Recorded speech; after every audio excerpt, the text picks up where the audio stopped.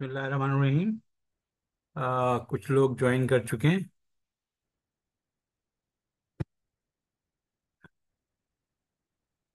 मैंने इससे पहले जो 45 मिनट्स की रिकॉर्डिंग की, क्या आप लोगों को मेरी आवाज़ आ रही है?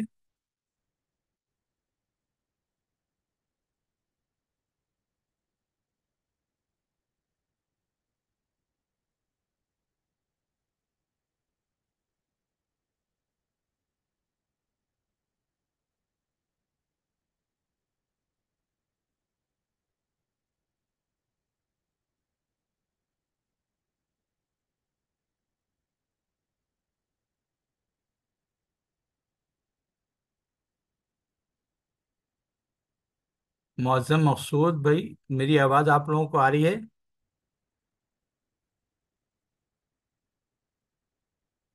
अभी एडमिट नहीं हुए हैं।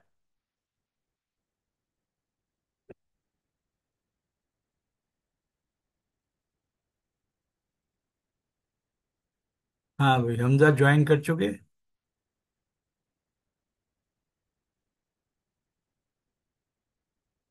हमजा, मेरी आवाज़ आ रही है आपको?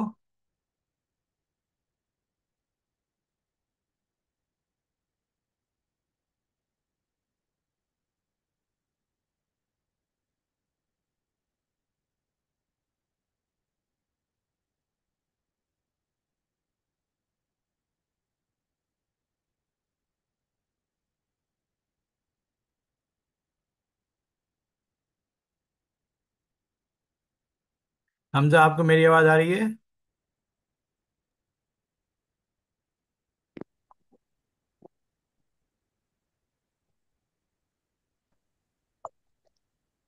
मौज़म, आ रही है आपको आवाज़ मेरी सर। आवाज़ आ रही है? जी जी आ रही है सर आप। आ रही है आवाज़?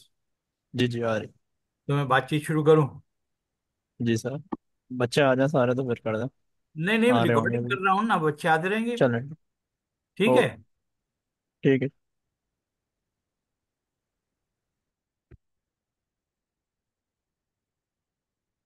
अस्सलाम वालेकुम।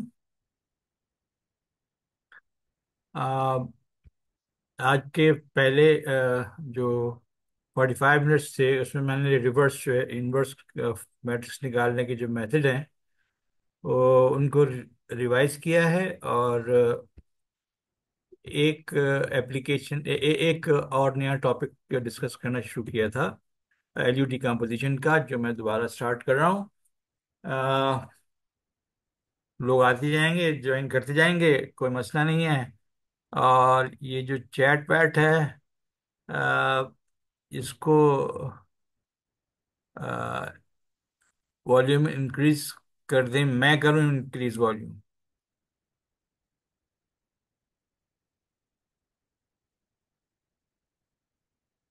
मेरे पास वॉल्यूम कहाँ है? ये है मेरे पास volume.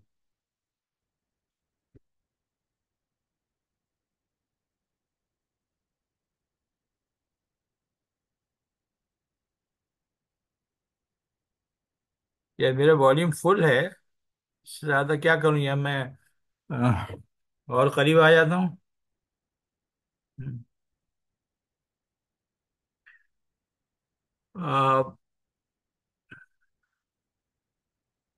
Inverse of A matrix discuss करने के बाद ये एक छोटा सा प्रोसीजर है जो हमें equation of system equation solve करने के लिए एक थोड़ा सा सहूलत फराहम करता है। लेकिन जाहिर है कि सहूलत हासिल करने के लिए थोड़ा सा काम करना पड़ता है। किसी भी मैट्रिक्स के हम दो फैक्टर्स बना सकते हैं, सो दैट के एक लोअर ट्रायंगुलर हो, एक अपर ट्रायंगुलर हो, और इनका जब प्रोडक्ट निकालेंगे तो ओरिजिनल मैट्रिक्स ए आ जाएगा। तो ऐसा कैसे करते हैं? Let me show you. ये मेरे पास एक मैट्रिक्स है। ऊपर छोटा सा मैथड डिस्कस किया है, लेकिन हमें एक्चुअली वर्किंग रूल जो है वो समझना जरूरी है हमारे लिए। सो एक मैट्रिक्स हमारे पास है जो कि 4x5 ऑर्डर का है, और इसको हमने इक्लॉन फॉर्म में लाना है। रूल ये है कि इक्लॉन फॉर्म में ऐसे लाना है कि लीडिंग एलिमेंट को वन नहीं बनाएंगे। लीडिंग एलिमेंट को वन बनाए बगैर इक्लॉन फॉर्म में लेकर आना है। यानी अब जो सूरत हाल होगी वो ये होगी कि हर रो का first cell non zero element जो है वो वन हो भी सकता है, नहीं भी हो सकता। तो ये थोड़ी तब्दीली है। अब इसमें अगर हम सबसे पहले देखेंगे लीडिंग एलिमेंट कौन सा इस्तेमाल हो रहा है, तो लीडिंग एलिमेंट टू इस्तेमाल हो रहा है।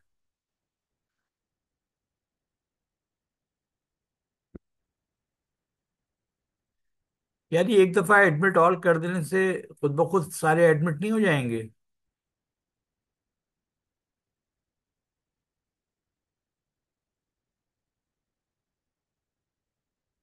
Okay, first row first element is two, इसके नीचे के सारे एलिमेंट्स को जीरो करना है, लेकिन टू टू ही रहेगा। अगर टू को हमने टू ही रखना है तो जिस एलिमेंट को हमने जीरो बनाना है उससे टू को डिवाइड करें, यानी -4/2। लेकिन दर हकीकत इसको अगर हम टू से मल्टीप्लाई करके इसमें ऐड करेंगे तो जीरो होगा। लिहाजा -4/2 का नेगेटिव R1 से मल्टीप्लाई करके R2 में ऐड करेंगे। इसी तरह -R1 प्लस R3 से ये जीरो होगा। लेकिन -1 को हम लिख रहे हैं, जिसको जीरो बनाना है, दैट डिवाइडेड बाई,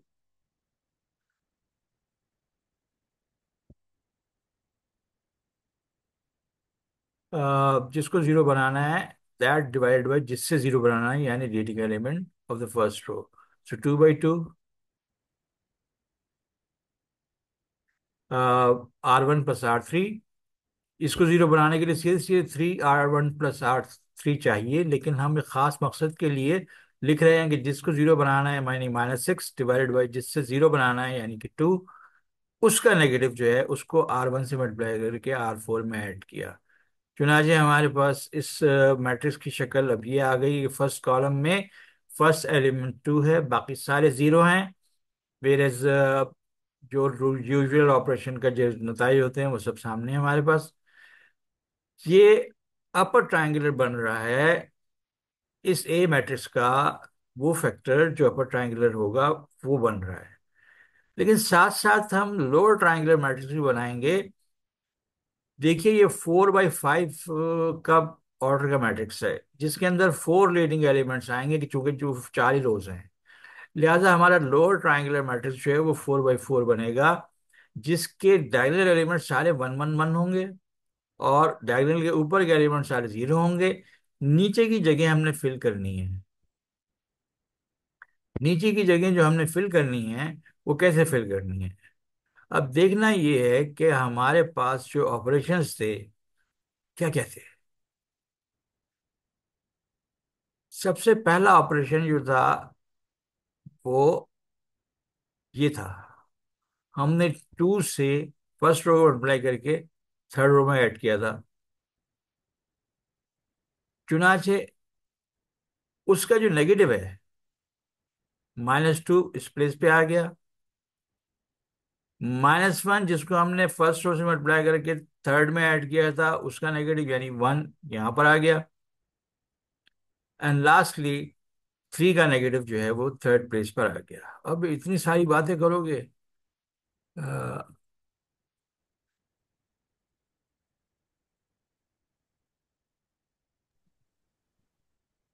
कि हर दफा तो मैं यार तुम्हारी चैटिंग नहीं हूँ जब तक कि कोई इफ पॉसिबल वॉल्यूम। सबको आवाज आ रही है, मुझे पता नहीं क्यों नहीं आ रही है। आ रही है, आ रही है, ओके ब्रो। यार प्लीज। एनीवेज, ये तीन एलिमेंट्स जो जीरो हुए हैं लोअर ट्रायंगुलर मैट्रिक्स बनाने के लिए, जिस जिस नंबर से हमने ऑपरेशन किया है उसके नेगेटिव को हम इन प्लेसेस पर रख देते हैं। अब ये प्लेसेस बाकी हैं, तो तीन ऑपरेशन मजीद होंगे। अब देखना ये कि इस मैट्रिक्स को हम सेकंड रो में आते हैं। लीडिंग एलिमेंट 3 है, इसको 1 नहीं करेंगे, इसके जरिए इन दोनों को जीरो बनाएंगे। सो 3 टाइम्स R2 प्लस R3 से ये जीरो हो जाएगा, और -4 टाइम्स R3 से ये जीरो हो जाएगा। ये हमने ऑपरेशंस लिख दिए, और हमने देखा कि 3 के नीचे के सारे एलिमेंट जीरो हो गए, और इत्तेफाक ऐसा है कि 1 के नीचे के भी सारे एलिमेंट जीरो हो गए, लेकिन इक्लान फॉर्म की तरफ जा रहे हैं। अब जो जो नंबर हमने इस्तेमाल किए हैं, एक तो हमने इस्तेमाल किया 3 × R2, तो -3 जो है that will take this place, और उसके अलावा -4 will take this place in, sorry -4 in this place. तो जो जो जगह स्पॉट खाली हैं वहां पे जो ऑपरेशन किए गए थे, उनके लिए जो नंबर इस्तेमाल किए गए थे, उनके नेगेटिव्स जो हैं वो हम इस्तेमाल कर रहे हैं इन जगहों को फिल करने के लिए। अब जनाब, जो हमारा अपर ट्रायंगल मैट्रिक्स है वो किस फॉर्म में आ गया? इस फॉर्म में आ गया सिर्फ। अब ये थर्ड रो का रीडिंग एलिमेंट 2 है, इसके नीचे के एलिमेंट को 0 बनाना है, तो सीधा सीधा -2R3 + R4 है, जिससे 0 हो जाएगा। चुनाचे माइनस वो ऑपरेशन लगा के अब अपर ट्रायंगुलर मैट्रिक्स हमारा उस फॉर्म में आ गया जिसको हम इक्लॉन फॉर्म कहते हैं। हाँ, इक्लॉन फॉर्म में हमने ये कहा हुआ था कि लीडिंग एलिमेंट को 1 होना चाहिए, लेकिन यहाँ एक खास पर्पस के लिए लीडिंग एलिमेंट को एज इट इज छोड़ा गया है। लास्ट जो हमने ऑपरेशन किया है वो यहाँ किया था, तो चूंकि हमने इस ये काम करने के लिए क्या इस्तेमाल किया था भाई? -2R3 + R4, तो -2 के बजाय 2 इस जगह पर आ जाएगा, यानी साइन चेंज करके। तो ये जो जगह हमने फिल की हैं वो एलिमेंट्री रो ऑपरेशंस के अंदर जो कांस्टेंट इस्तेमाल किए गए हैं उनके नेगेटिव यहाँ पर है। और आखिर में यू की शक्ल ये बन गई और एल की शक्ल ये बन गई। एंड देन ये फाइल आपको मैं व्हाट्सएप पे शेयर कर चुका हूँ। आप जो चेंजेस हो रही हैं ये सेव करके दोबारा भेज दूंगा। एल और यू निकल आए, और अगर हम एल और यू को मल्टीप्लाई करें तो ये वाजह हो जाएगा कि इसका प्रोडक्ट जो है वो ओरिजिनल मैट्रिक्स ए है। एंड एक एग्जांपल और डिस्कस कर रहे हैं हम।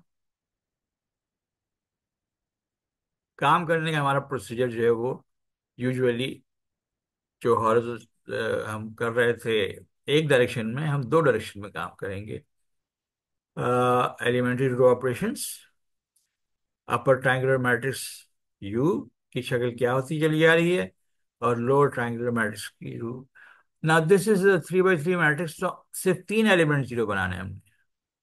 इसका मतलब जो लोअर ट्रायंगुलर मैट्रिक्स बनाना है एल, उसमें हमें सिर्फ 3 जगह फिल करनी है। और ये फिल करने के लिए हम उन ऑपरेशंस का इस्तेमाल करते हैं जो ऑपरेशंस लीडिंग एलिमेंट के नीचे के एलिमेंट को 0 बनाने के लिए इस्तेमाल किए गए। अब इसको 0 बनाना है तो R1 + R2 है, तो R1 का कोफिशिएंट 1 है, तो -1 यहाँ आ गया, 0 यहाँ आ गया। आ, इसको 0 बनाने के लिए -3 × R1 + R3 करना है। सो -3 का साइन चेंज करके 3 जो है वो इस प्लेस पर आ गया जिस प्लेस पर के ओरिजिनल मैट्रिक्स में 0 आया। बाकी सारे ऑपरेशंस की वजह से अब अपर यू मैट्रिक्स का जो फॉर्म है वो ये आ गई, यानी इसकी इक्लान फॉर्म।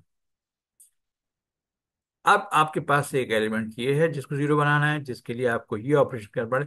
जिस एलिमेंट को 0 बनाना है उसको डिवाइड करना है जिस लीडिंग एलिमेंट से। So -2/-3 is +2/3। लेकिन ऑपरेशन हमारा जो है वो -2/3 into second row plus third row होगा, जिसकी वजह से 0 हो जाएगा, ये -8 हो जाएगा। और इसका नेगेटिव जो है वो उस प्लेस पे आएगा जिस प्लेस पे कि हमने यहाँ 0 बनाया है, तो ये 2/3 उस प्लेस पर आ गया। ये इक्लान फॉर्म आ गई, ये लोअर ट्रायंगुलर मैट्रिक्स आ गया। इन दोनों को मल्टीप्लाई करके देख लें, ओरिजिनल मैट्रिक्स ए आ जाएगा। इसका फायदा क्या है?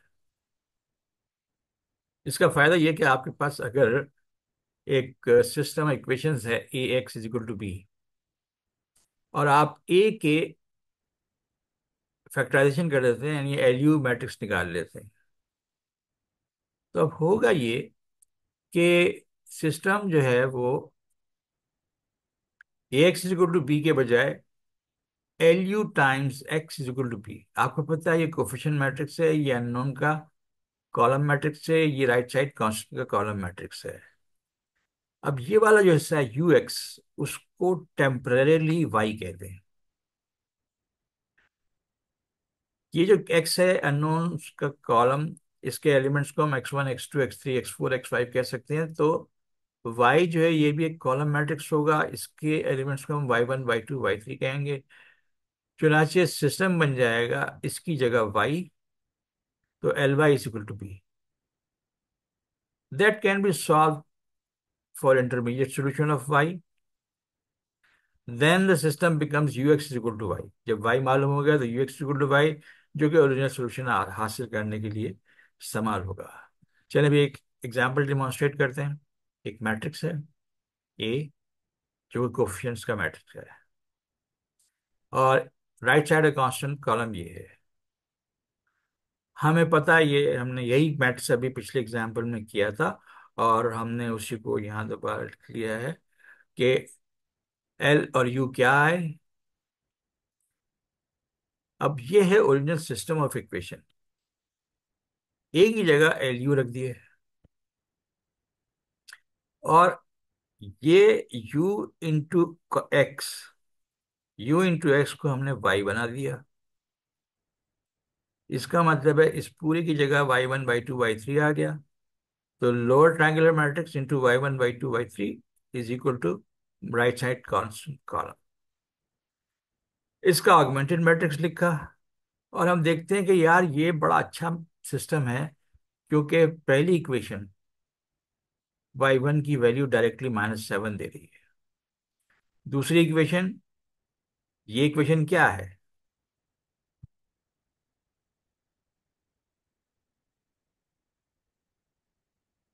हाँ भाई, what is this second equation?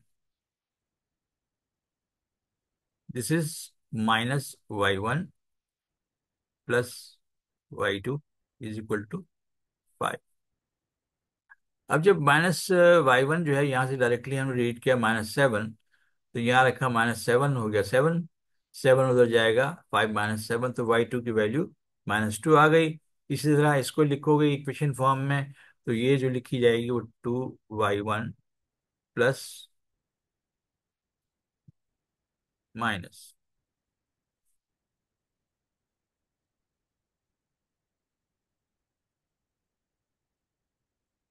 2y1 -5y2 plus y3 is equal to 2।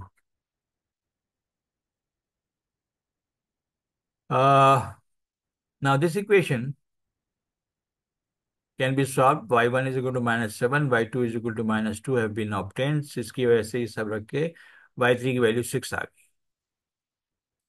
अब जब y3 की वैल्यू 6 आ गई, यानी y1 y2 y3 मालूम कर लिए गए, यानी ये पार्ट जो है अब बन गया -7 -2 +6। तो अब हमने जो बकिया हिस्सा था,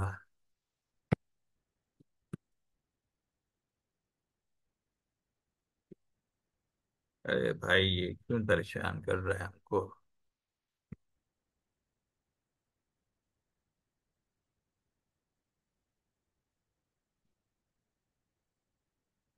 ये ओरिजिनल सिस्टम था, ये y1 y2 बने, जिसकी वजह से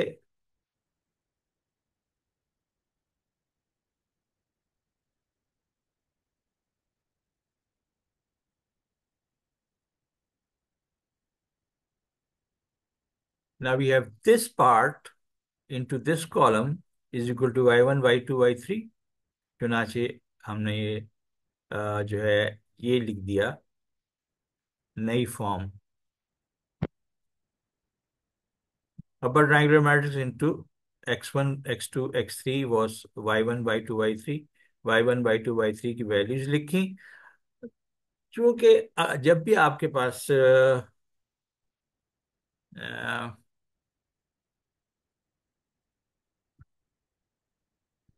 ट्रायंगुलर मैट्रिक्स हो, चाहे वो अपर हो चाहे वो लोअर हो, आपके लिए सॉल्यूशन लिखना ज्यादा आसान होता है। इसकी वजह से हमने एलयू इस्तेमाल किया।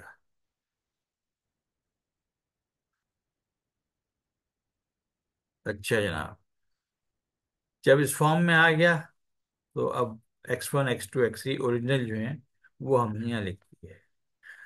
अगर आपको ये बात समझ में आ गई तो बहुत अच्छी बात है। कुछ प्रैक्टिस क्वेश्चन हमने दो दे दिए, उसके बाद हमने एक एक्सरसाइज निकाल के कुछ सवाल बना दिए, जिसमें आपको एल्यू फैक्टराइजेशन करनी है, कहीं कहीं आपको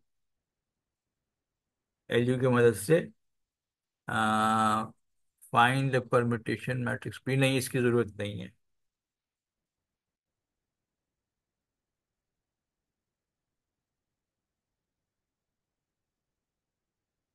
इसकी जरूरत नहीं है।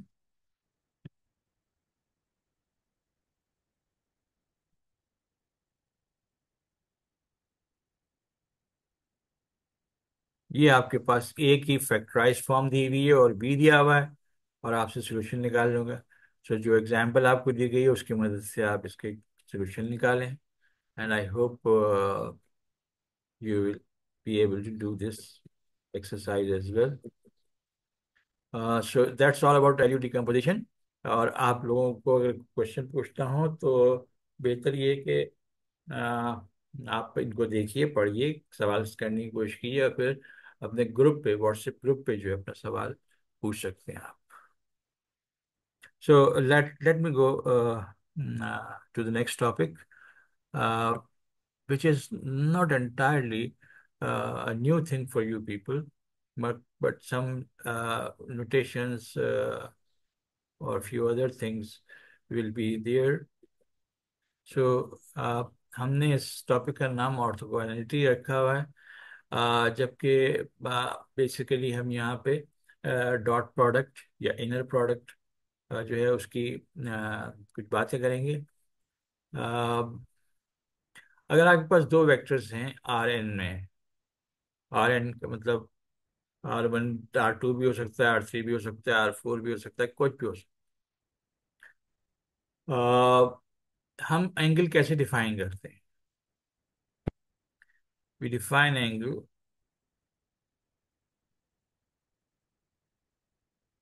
Between the vectors by cos of theta u dot p upon magnitude u magnitude p। ये डबल डॉट बार जो है वो इस्तेमाल किया जाता है, और जब हम डबल बार इस्तेमाल करते हैं तो हम मैग्नीट्यूड कहने की बजाय इसको नॉर्म कहते हैं, या नॉर्म और मैग्नीट्यूड में क्या डिफरेंस है वो थोड़ी देर बाद क्लियर हो जाएगा। असल में यू डॉट वी जो होता है वो क्या होता है? Dot product. हम डॉट प्रोडक्ट डिफाइन ऐसे करते हैं कि is equal to magnitude U magnitude V into cos of theta. तो इस वजह से हम कह रहे हैं कि दो वेक्टर्स के दरमियान अगर हमें एंगल निकालना है तो यू डॉट वी को कैसे इस्तेमाल करेंगे थीटा निकालने के लिए? तो cos theta, this is the formula for this. ना यू डॉट वी अगर जीरो हो जाए, जबकि ना तो यू जीरो है ना वी जीरो है, इसका मतलब है cos theta is zero. Cos theta zero होने का मतलब है थीटा इज 90।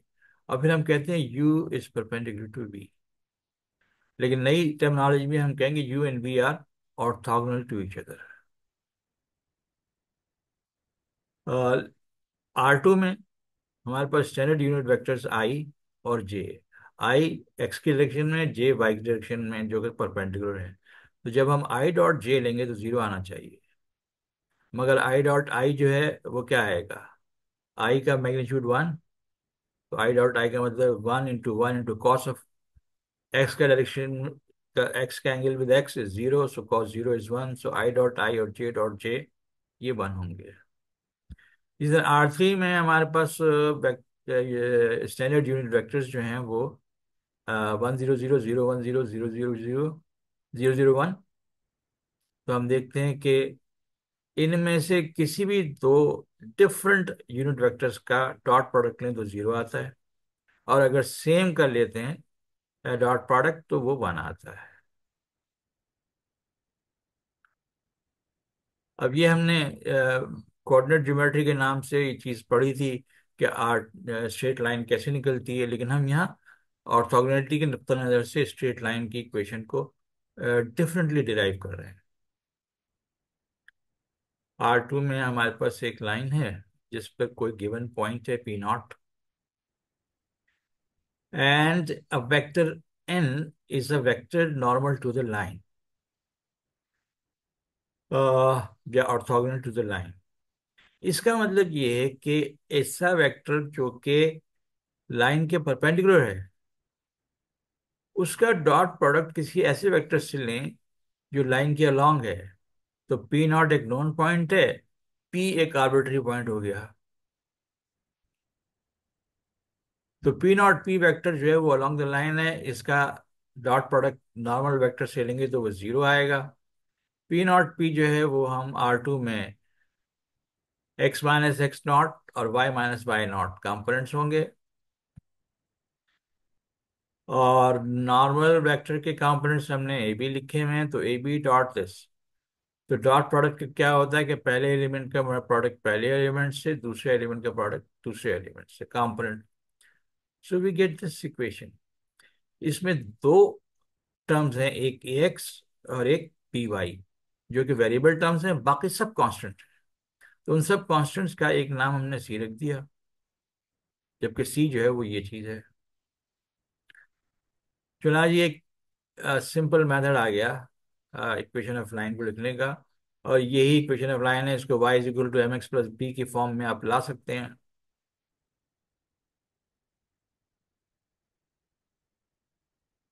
अ, राशिद, कौन सा पार्ट?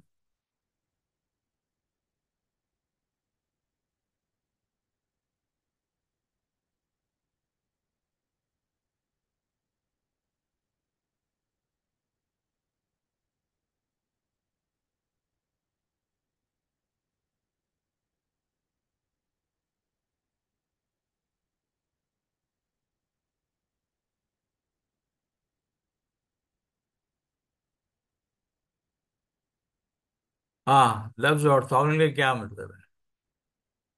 अच्छा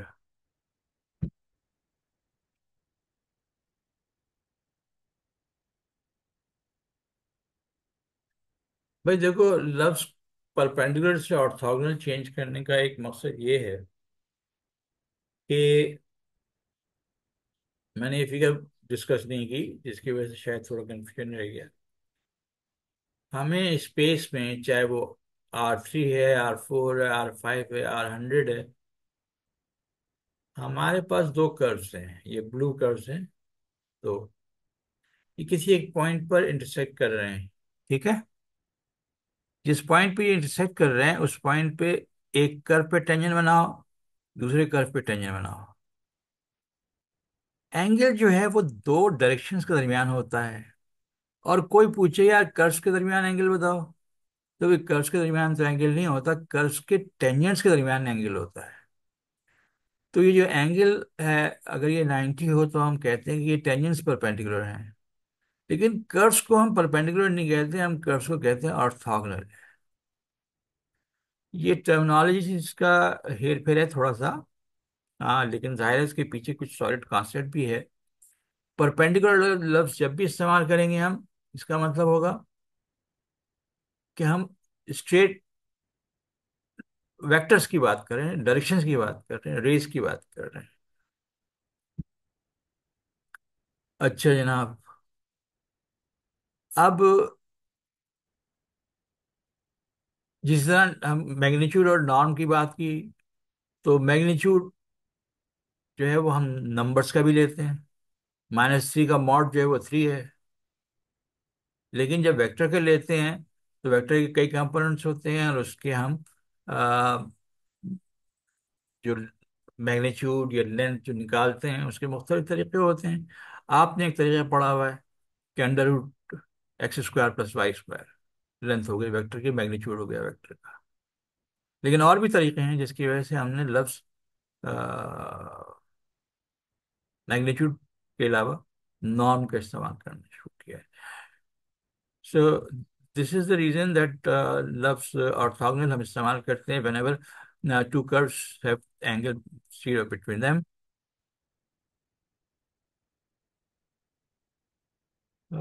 मेरे पास एप्लीकेशन बहुत ज़्यादा खुली हुई है, उसको तकलीफ हो रही है। अच्छा, ये तो था R2 में। अगर लाइन हमारे पास R3 में हो, एक पॉइंट फिक्स है, एक पॉइंट आर्बिट्री है, और हमारे पास एक वेक्टर है जो कि लाइन के पैरेलल है। तो अगर उस वेक्टर की लंबाई हम बढ़ाते चले जाएं तो पी जो है, जो आर्बिट्री पॉइंट है, वो आगे चला जाएगा। छोटा करते चले जाएं तो पॉइंट पीछे आता चला जाएगा। और पी नॉट पी वेक्टर जो है इस फिगर के हिसाब से O P naught plus P not P is equal to this R vector, O P vector. और उसको रीअरेंज करके हम लिखते हैं vector R is equal, vector R minus R naught is equal to this V vector, may be multiple of V vector, so T V लिख दिया। अब जनाब R minus R naught, R के components X Y Z, R naught के component x not y not z not. So x minus x not y minus Y not z minus Z not, ये vector vector बन गया T we.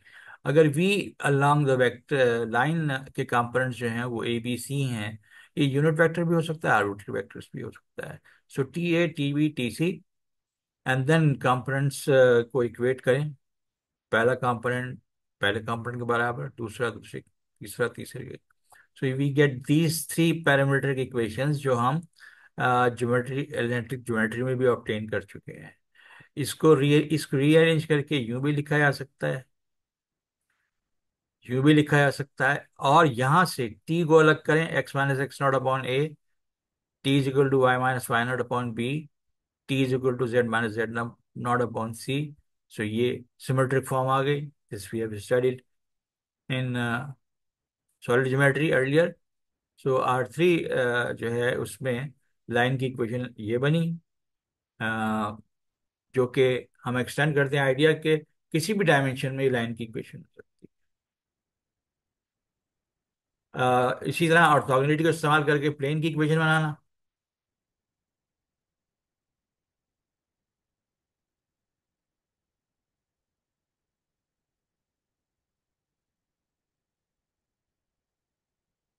Are R naught add होंगे,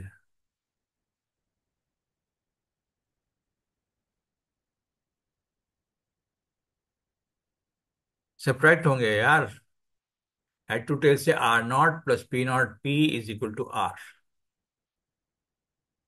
तो R minus R naught is equal to P, P not P. And P not P हम ये learn कर चुके हैं कि position vector of P minus position vector of P not.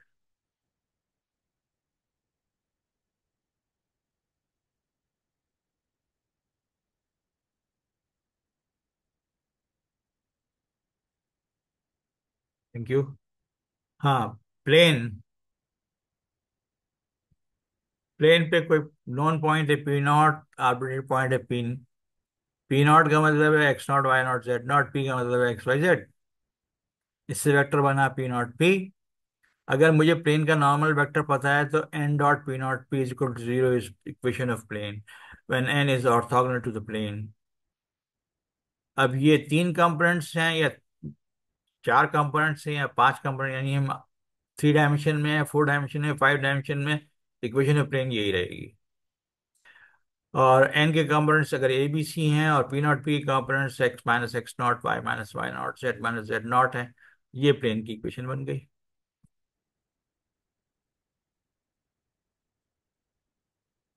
अच्छा जी, जब हम एक थियोरेटिकल काम कर रहे हैं तो P not is a fixed point, known point assumed.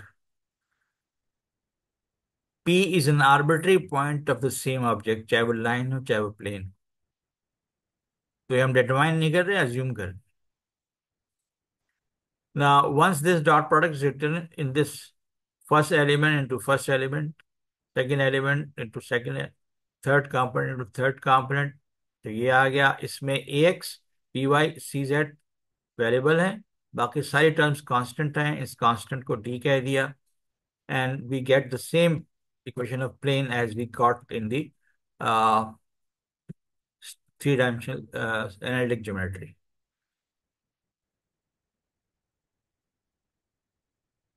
अच्छा जी। ना, one of the important concept, मुझे पता नहीं कितना टाइम देगा ये कब बंद कर दे मेरी रिकॉर्डिंग, क्योंकि अभी उसका मेरे पे मैसेज आया था कुछ देर पहले कि 10 मिनट रह गए। लेकिन I will restart the session as soon as possible. अगर ये बंद कर देता है तो मैं थोड़ी देर बाद फिर रीस्टार्ट करूंगा उसी पासपोर्ट के साथ। अच्छा साहब, ऑर्थोगोनल प्रोजेक्शन। आपके पास कोई डायरेक्शन है ए, कोई खास डायरेक्शन है, और फिर एक आर्बिट्री वेक्टर है जो इस वेक्टर की डायरेक्शन में नहीं है बल्कि इससे एंगल थीटा बना रहा है। अब अगर वेक, ये जो वेक्टर ए है, स्मॉल ए, इसके परपेंडिकुलर लाइट डाली जाए तो वेक्टर यू जो कि ओ बी वेक्टर है, इसके हर पॉइंट का शेडो इस ओ ए में पड़ेगा, बी का shadow you, and these shadows will be all perpendicular to A. Now we are interested in the projection of U in the direction of A, and that is this vector. हमने ये vector निकालना है और ये perpendicular vector जो है ये भी निकालना है। और जाहिर है कि जब ये परपेंडिकुलर वेक्टर ये दोनों निकाल लेंगे तो W1 plus W2 head to tail rule से ओरिजिनल वेक्टर U बन जाएगा। सो इसके लिए हमने कहा कि U और A जो है आर एन के कोई वेक्टर्स हैं। U को ओ बी कहा, वेक्टर ए को ओ ए कैपिटल कहा, perpendicular, drop perpendicular from B onto A, OA, meeting it at D. Now, OD is perpendicular to DB. OD is perpendicular to DB. ये भी कह सकते हैं vector A is normal to vector DB और W2। चुनांचे जब मैं A का dot product U से लूंगा तो मेरे पास बेसिक डेफिनेशन है मैग्नीट्यूड ऑफ A, जिसको हम नॉर्म ऑफ A कह रहे हैं अब, मैग्नीट्यूड ऑफ U जिसको नॉर्म ऑफ U कह रहे हैं हम, इनटू कॉस थीटा। हमारी नॉर्मल लैंग्वेज में ये मैग्नीट्यूड्स हैं। चूंकि परपेंडिकुलर हैं ए और यू, दिस नहीं, ए और यू तो परपेंडिकुलर नहीं है। हम्म,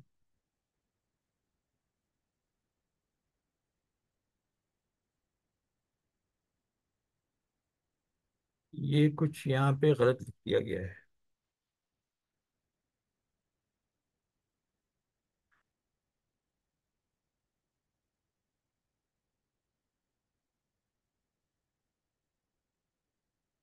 अगर ये दोनों एक ही नहीं, नहीं, this is wrong, this is wrong.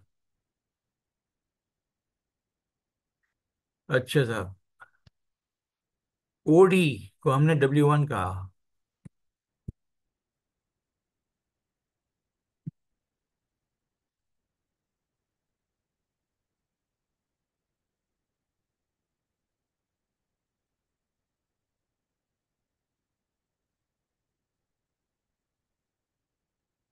Sorry,